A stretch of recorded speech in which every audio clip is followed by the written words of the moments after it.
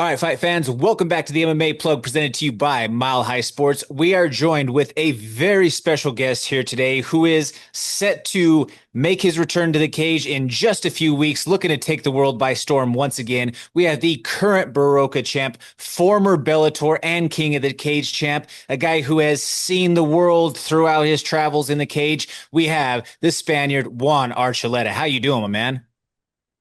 What's up, brother? Good. Thanks for having me on, all the Mile High Club guys. Thank you guys for having me on. I appreciate it. Oh yeah, absolutely. It's a pleasure to have somebody of your caliber on. I actually funny story. I got to see you fight live a few years ago when I was covering a Bellator Oh, show. It was, I believe it was, I want to say it was the spoon fight. My boy Joe Warren oh, fought on Jared, that card. Thackerville. Yep, exactly. Good old WinStar World Casino in Thackerville, Oklahoma.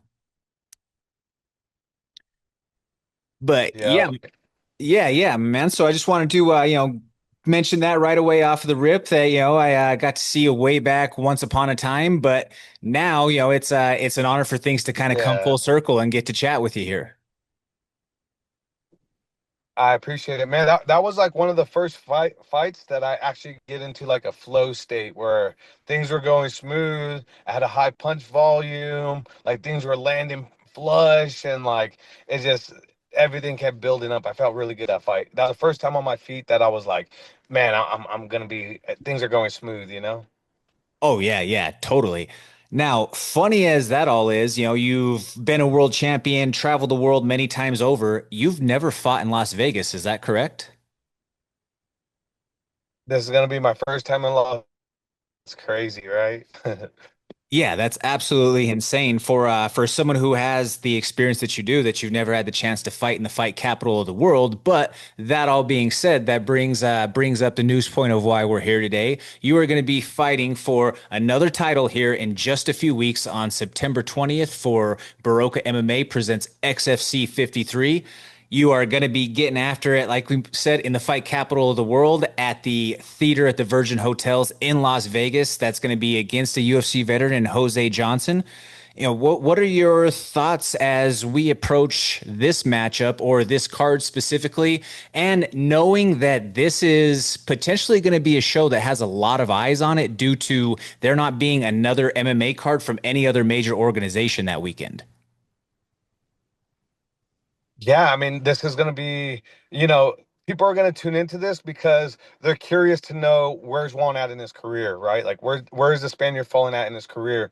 And right now, I feel like I'm the best I've ever been. And unfortunately, the sale with Bellator, Rizin, there was a three-fight hiccup a skid that I had there, but it was never like people didn't understand the travel that it took, like 10 hours there, 10 hours back, being there, trying to get there 10 to 14 days ahead of time just to get acclimated. You're traveling in the future, and then when you come back, you're traveling in the past. And then the weight cut dropping down to 134.4 is just like it added its toll. And then me trying to bump up to 45 after, it was like, man, it was a lot that I demanded out of my body, which I'm thankful I won the title there at Ryzen.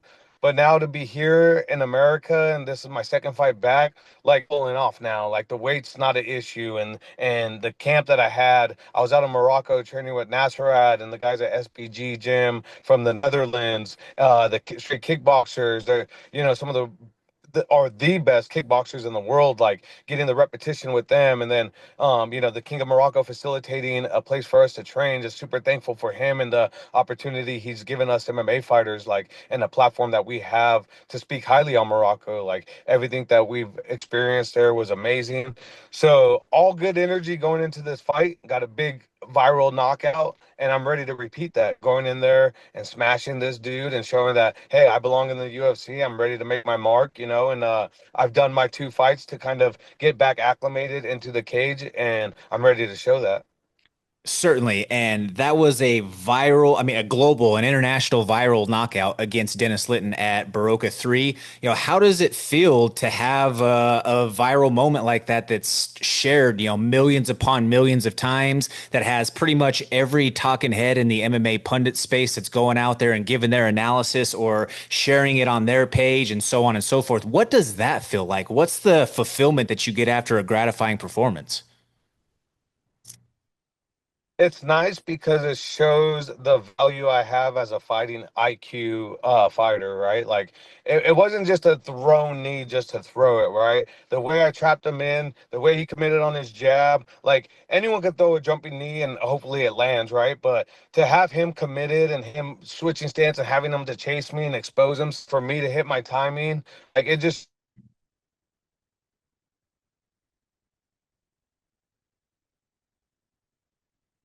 now throw something big, get him engaged in the fight, and then take advantage of his carelessness and his recklessness of wanting to close the distance, you know? And I feel like, for the first time in my career, like, and make a statement, to make a statement for myself, like it's really gratifying because I hope I get knockout of the year this year at the Fighters Only Award, you know? Oh yeah, definitely. I mean, that's certainly something that that puts you in high favor. It's a candidate that, as mentioned, I mean, it was shared millions of times over. I believe directly on the Baroka page by itself that there was, I think when I saw it earlier today, like 1.2 million shares or something on that one alone. That's not including some of the additional stuff from, your Robin Blacks of the world who went out and gave their Bink analysis and so on and so forth. So yeah, I think that that's something Right. that sets the stage for all eyes to be on you for this main event as you take on a guy who does have that UFC credential behind his name. It's a good proving grounds platform for you to go out there and say, yes, I still have this and I am ready to go make my mark and take this next step forward in the big show. Is that fair? Absolutely, because like you said, yeah, absolutely, because like you said, there's no fights going on that weekend. So even to have the possibility of UFC heads to show up just to in support of Randall Olliman, who's the promoter that has, done some great things in the background of for the UFC, it's like very capable of happening, right there at the Virgin Hotel. So why not they take a hop and a skip, jump down just to see some good fights that day?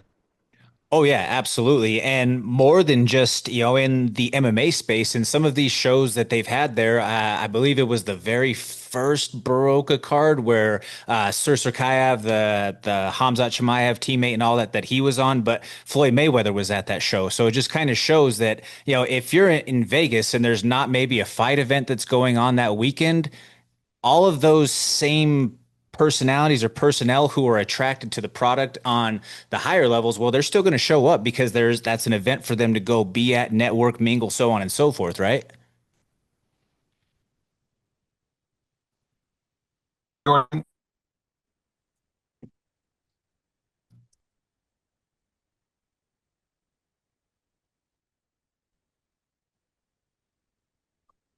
Did I lose you? yeah, hey Jordan, I got you back now. Yeah, okay. But yeah, you had those major Yeah, I sort have of, like four. yeah, go ahead. I'm sorry. Oh yeah, yeah, definitely. Like to have guys like Floyd Mayweather, like for him coming and things like that is it's gonna set a precedence for sure. Come fight night. Certainly. Now, I want to ask you this question because we just talked about this being the first time in Vegas, but just because you haven't fought yet in Vegas doesn't mean that you haven't had the opportunity to fight in some of the most, I guess, storied, if you will, venues and places in the history of MMA. Is there any one venue or any one city, so on and so forth, or place or like fight culture that you fought amongst that stood out? Yeah, I mean, definitely the Super Saitama Arena, out in Tokyo, Japan. Like that was by far one of the most iconic spots, winning my Rizin title there.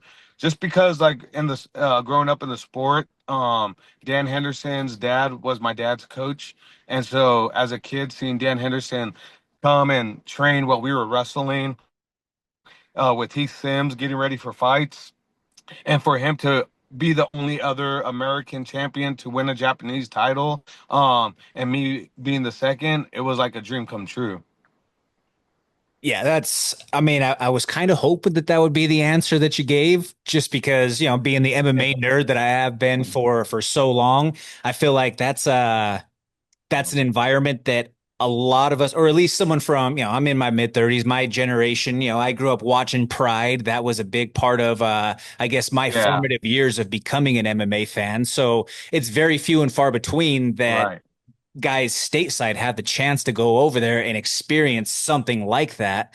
And I guess it's just kind of like for maybe those who are newer to MMA but no concepts of the other sports out there. That would be like if you got to go play in like Fenway Park or got to go play basketball against the Knicks at Madison Square Garden or something along those lines. Yeah. That is like one of those mecca style venues and arenas in the MMA world. And that's really awesome that Yeah. you got the chance to go out there and experience that. And it's an entirely different fight culture overseas than it is here stateside.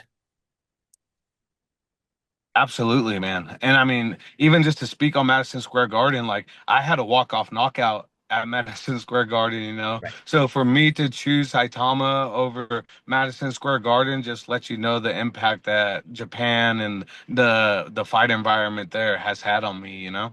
Right. Oh, exactly. And that's why I say, like, you have so many highly, I guess, grail type of venues that most fighters like that would be their dream to say, okay, well, I wanted to fight in MSG. I wanted to Yeah. fight, Super Saitama, all of these. The only box that you haven't checked off as far as a city yet Yeah. so far is Las Vegas. So, I mean, is that kind of a moment where now at Absolutely. this stage of your career, you can look back and say, man, like I've done some really cool stuff in this game? Absolutely, man, because it's like the precursor of what's to come, you know? I don't know why my life has always been like this, but like I always get a little bit of something and then something big always happens right after it, you know? And it's just like this is a little bit of something where I'm defending my title for BORROKA. And you know, they're a start off organization and XFC collabing together. And so it's good for them and it's good to be in Vegas with this. But this is just a precursor of what's to come, you know, and I think for me in my future here, to finish off my career and walk off in the sunset is going to be to sell out a T-Mobile Arena in Vegas. You know, I'm going to be here at the Virgin Hotel, at the Virgin Theater, and to be able to have that precursor of like, this is Vegas, this is the venue you're fighting in, this is the opportunity you have against an ex-UFC fighter. Now, what are you going to do to seize this moment? And I'm going to show that come fight night. Absolutely. And you kind of hit on that a little bit, but to further that, you've got some seasoning on that proverbial cast iron there with the names that you've had the opportunity to share the cage with, champions of that sort, guys like Dudu Dantas, Pitbull, Sergio Pettis, Kaya Sakura, Rafian Stotts, all of those guys in the process. How does having the experience against guys who have that sort of metal, if you will, to them, how does having the experience against those other high level guys help parlay your efforts going into this fight against Jose Johnson? Yeah, it's just like you know, definitely not to overlook my opponent.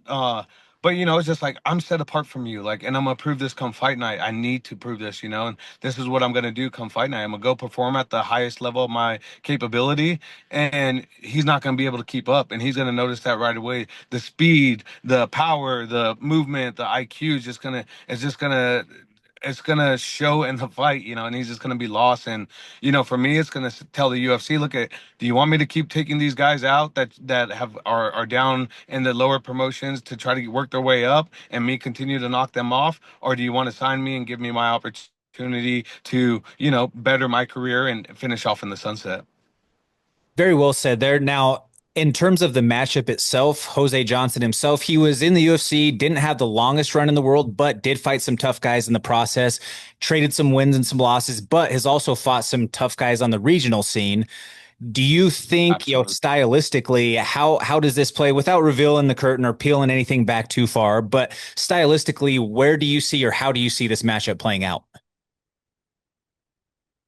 Yeah, you know, he's gonna try to keep his range and he's gonna try to keep me at bay, and he's gonna try to counter strike me. You know, I know if you see a lot of my film, you get the idea of, oh, if you just sit back and counter him because he rushes in, like, you know, this is gonna be a style to beat him. But what in my last fight, like, I'm not I'm willing to get in there and fight now. Like, I'm well rounded in MMA, and I showed that in my last fight. Like, good, take me down. Like, we're gonna scramble. We're by the next round, you're gonna be completely tired to even throw a punch, or you're gonna be outside of your game. That's when I strike, and that's when the iron's hot, and I'm gonna go in there and continue to put relentless pressure on you until you make that mistake where I'm going to be able to take advantage and, knock your lights out. Speaking on some of that well-rounded aspect or having those different IQ elements of the game in the process, can you talk to us for a minute about what the impact of somebody like a TJ Dillashaw in your career was, or has been, I should say? I mean, every day was like, yeah, every day, training with them, like trying to keep up with them and trying to do these things that we when we were training, like, man, like how is he continuing to step on the gas pedal, like, and like being in the situations, you're like, dang, like this is really bettering because you're fighting for every position. And of course it's training camp and you're giving him a certain look. I know there was like some videos of him like throwing a head kick and I fell, and it kind of like rocked me, but that was me being a partner and trying to emulate a style that wasn't my style, right? So but you learn, like, okay, you have to change styles, you have to be able to emulate people and be able to change in a drop of a dime. So as far as training aspect, the impact that he has been tremendous because it opened up my ways in my career where I didn't care who I was facing after that. It was like, dude, I'm training with one of the best guys in the world in my weight division. Like, it doesn't matter. Same thing with Cub Swanson. I've been with him since the beginning of my career. We now have bloodline together, and we're pushing these fighters through, and we're giving our knowledge that we've shared off back and forth, and we're on the same wavelength. Last week we had four fighters in the LFA. Two of them were champions. They defended their belt, and we lost the other two. But the two that lost were like, hey, what did I need to do to get better? And Cub and I drove on the way there and back, and we were literally on the same page. It sounded like I was talking when he was talking. It sounded like he was talking when I was talking because we just have that connection where we're like, hey, I think this fighter needs to do this and do these drills. And I think, and so that's what we implemented this week with Blaze Pods. I don't know if you see my social media lately, but I had to reach out to Blaze Pods like, hey, man, our decision making and some of the fighters are lacking. Like, and I feel like this is what Blaze Pods will utilize, help make decisions on a drop of a dime and make sure it's the right one. So it's having people like that have done the sport and getting into coaching and management that are helping like revolutionize the sport and it continue to revolve. And so those are the impacts that it's had on my career because they're like, hey, like maybe like right now, right? Like I lost in Rizin and some people would have just gave up in my position. Would be like, okay, my career's done, like whatever, I'm okay with it. Who at that fought at a high level and was a champion at Bellator and at Rizin would go back this many steps to take 10 steps forward, Yeah, it might have been some people say like, oh, you're taking 3 steps back, 4 steps back as a champion. That's crazy. Like you should just quit. And I was like, well, why? What kind of like, what type of role model would I be to the guys that I'm coaching when I try to tell them, hey, it's okay with this loss. We have to continue to build.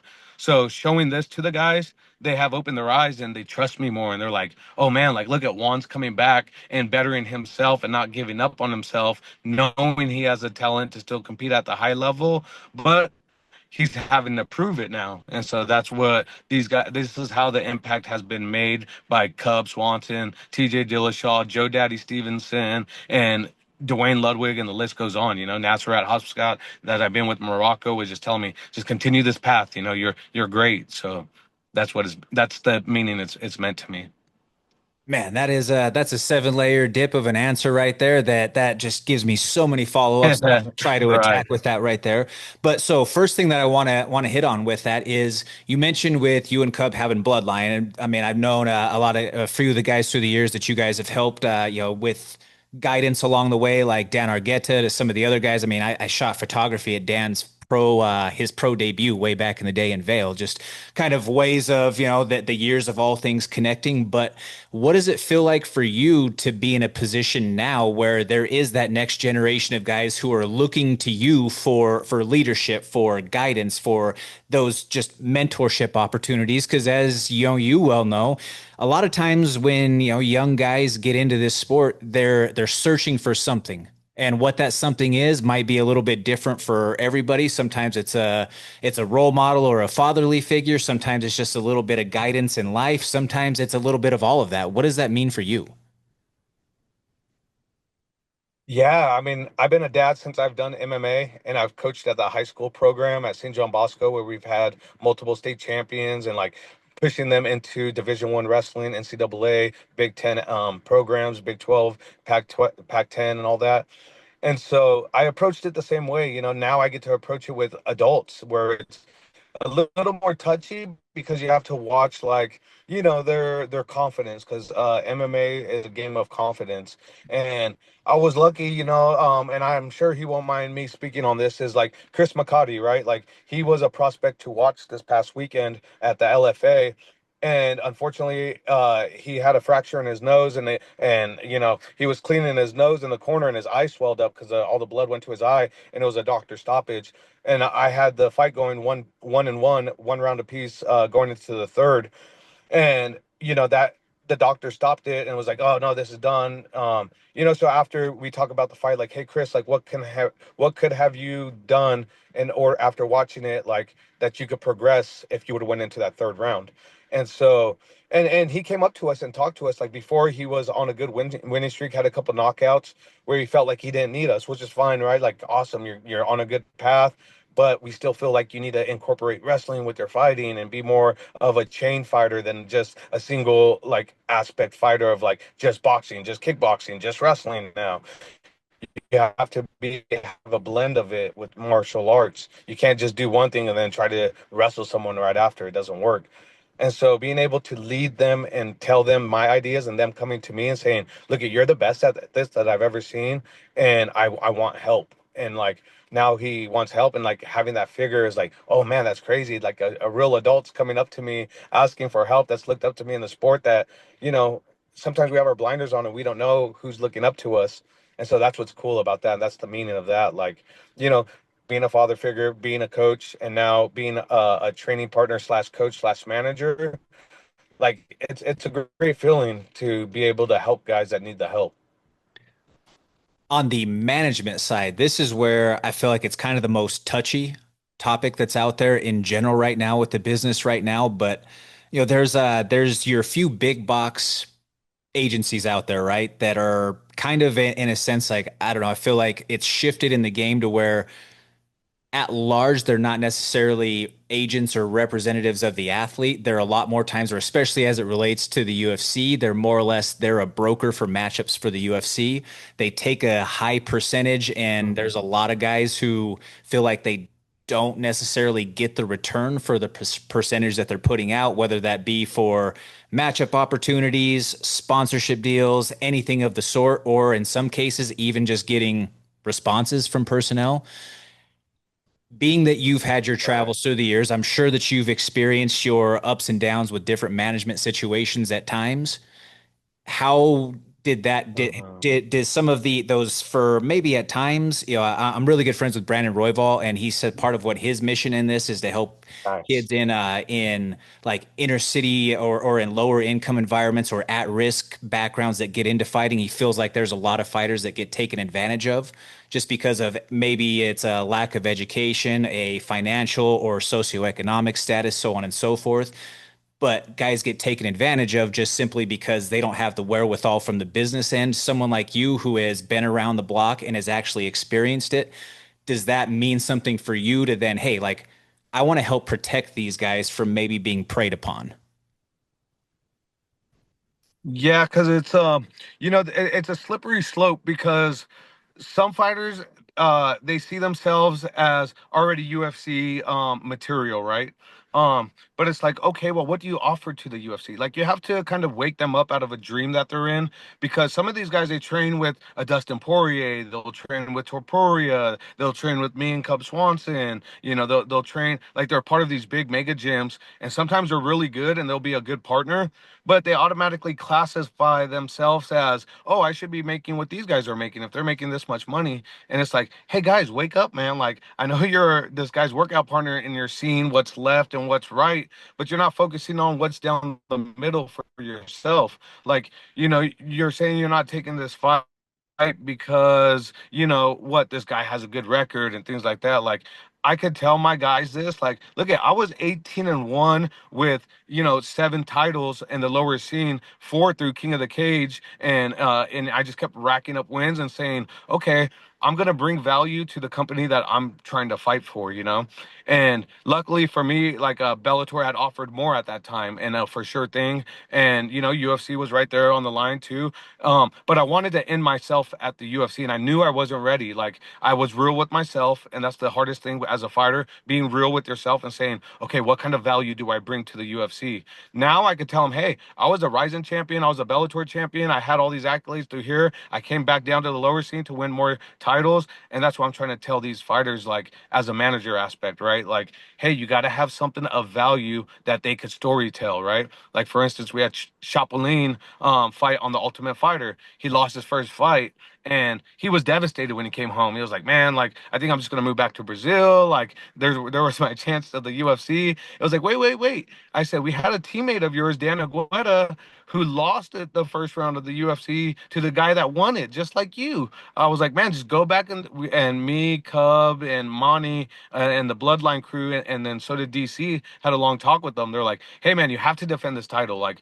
the guy won it. And they're going to give you a title fight. You're going to be able to defend it. Like, let's take this fight and see what happens. Boom, he gets a big knockout. And now something might be short notice that comes up, or something might be an opportunity might come for him that's like, hey, stay in the gym and be ready. This might be your story that's going to be told. Now you have something to sell. I was the first fighter that got taken out of the UFC, or the Ultimate Fighter. Now I defended my belt. Now look at, you're ready to go at the end of the year. Like this is what the UFC thrives for.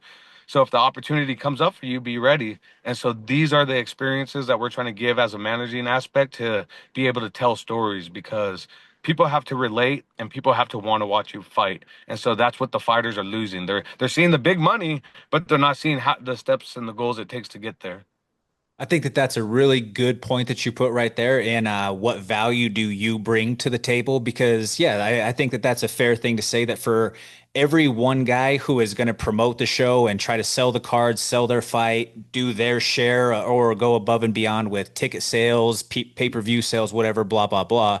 You're probably going to have, 4 or 5 fighters that's on that card, whether it's regional to locally based, that they do next to nothing for that in terms of the promotion or the awareness, right? So yeah, it does kind of have its balancing Yes. effect. And in the Yeah. modern climate of combat sports in general, not just MMA, there to be successful at the highest level or to get some of those bigger opportunities, it requires you to be more than just a talented fighter, right? Because if that's the Yeah. case, there would be a lot more guys that would probably get that chance or that would get that nod just by their actual X's and O's skill set. But when you're looking at these bigger organizations who are looking to invest money into you as the athlete, the potential superstar, or a branding element for their product, they're ultimately looking at what is the return that they're going to get from you, right?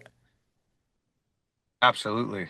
Because if not, they're gonna stick to guys like, Iridium, who has like a no, who's easy to deal with, that will say yes to the fights, that will just get a fighter in. But now you're working with the more boutique management, where we're like, hey, we have to have something to sell for you. This, yeah, Iridium got the fight because they have a consistency of guys that are fleshing in, that they know that they're gonna already fight for this amount of money, and they also bring value because of the team that they have behind them. So now let's continue to build up. Like us, we have maybe about 15 fighters right now, and it is tough for us to get some guys knocking in on the door. But we have the 125 champion for LFA, the 145 champion for LFA, the 155 champion for LFA, myself, Cub Swanson, we had Dan Agueta, Danny Silva, and now we have Douglas, sorry, fuck, I'm drawing. He's going to be fighting on the Contender Series coming up on the September, the week before my fight. So it's like the second week of September, that's going to be on the Contender Series. So we're Mhm. starting to knock those doors down, and we're starting to, really make statements here, and we're excited for it.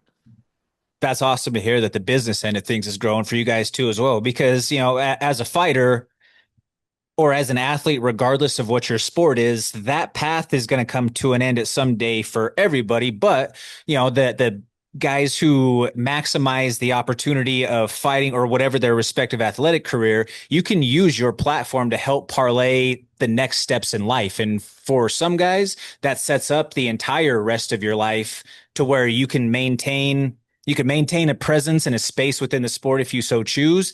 And if you do it right in some guys' cases, then it ends up being a thing where, you don't have to go back to whatever a regular job or whatever that sort of life is if you don't choose to do so, right?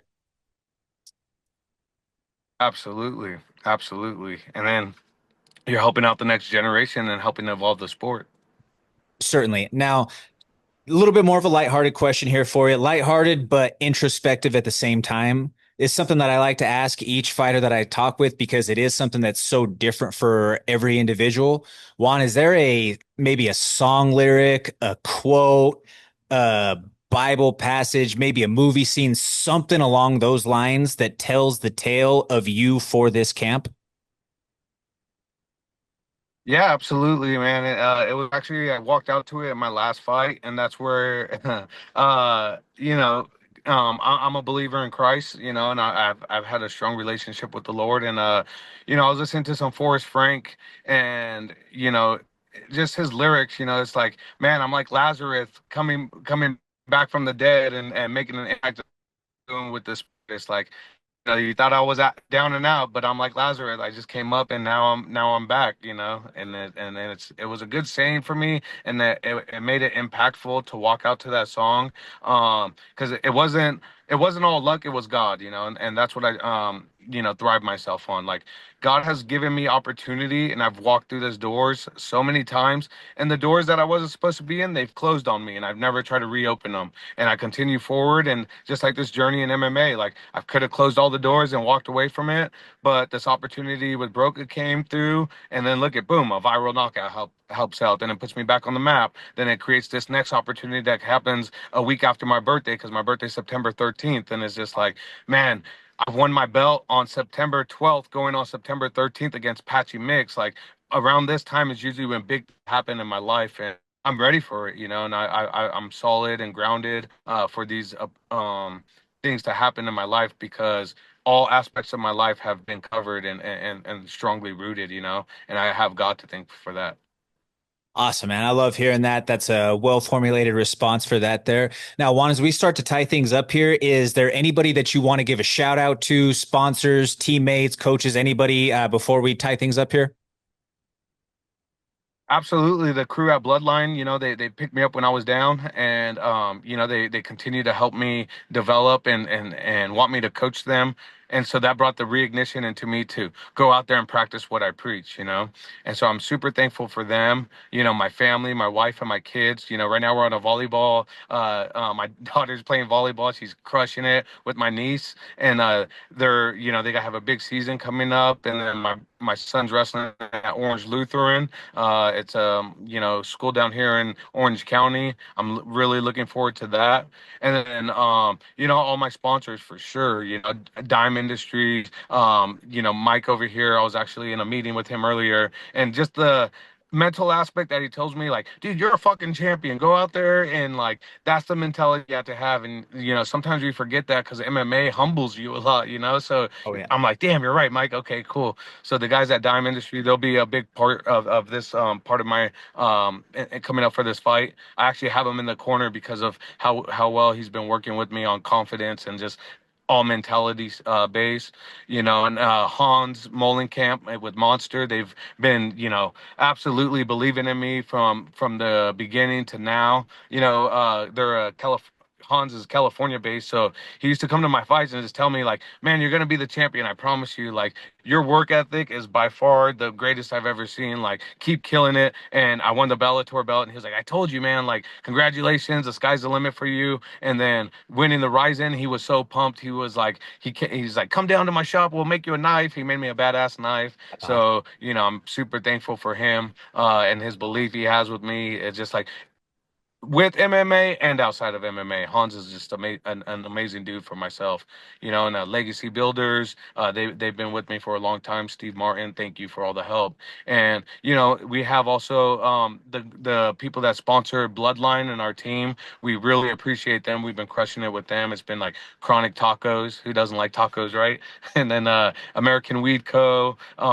As far as the meat company, and just all the guys that we've been working with. Like, thank you guys so much. We truly appreciate you guys. Man, you got a whole squad there in your corner supporting you. Juan, where can people follow you? On Instagram and on X, it's J Arch MMA. So it's the J, first couple letters of my last name, ARCH, and then MMA. There you have So it some right people there. they're always asking like, they're like, how do you say it? How do you say your Instagram handle? I was like, bro, it's just my first name and last name. I said it's just like a J Arch, and they're like, oh, that makes sense. I was always trying. People are always trying to figure it out. It's like, no, it's just Juan Archuleta, just abbreviated. Like, come on, guys, use some context clues here. You don't got to make it too complicated, right? Yeah, they're like George MMA. I'm like, no, man, it's just J Arch. All right, folks. Well, that wraps it up. That's all the time that we have here today with the world champion here, Juan Archuleta. But Juan, we are looking forward to seeing you back in action at the cage in BORROKA MMA presents XFC 53, going down at the theater at Virgin Hotels with the main card starting at 7 p.m. for us watchers out here in the Mountain Time Zone. That is going to be on September 20th against Jose Johnson. Guys, you don't want to miss that card. There is no other major MMA events that are going on that weekend. So all eyes should be on this show. Check out Juan. And yeah, Juan, thank you so much for joining us here on the MMA Plug. appreciate I appreciate you guys, and thanks you guys for tuning in. Thank you for the audience, and thanks for having me on, Jordan. I appreciate it. Absolutely, Juan. Thank you so much, my man. You have a great day. And folks, stick around after the break. We'll be back with more combat sports coverage.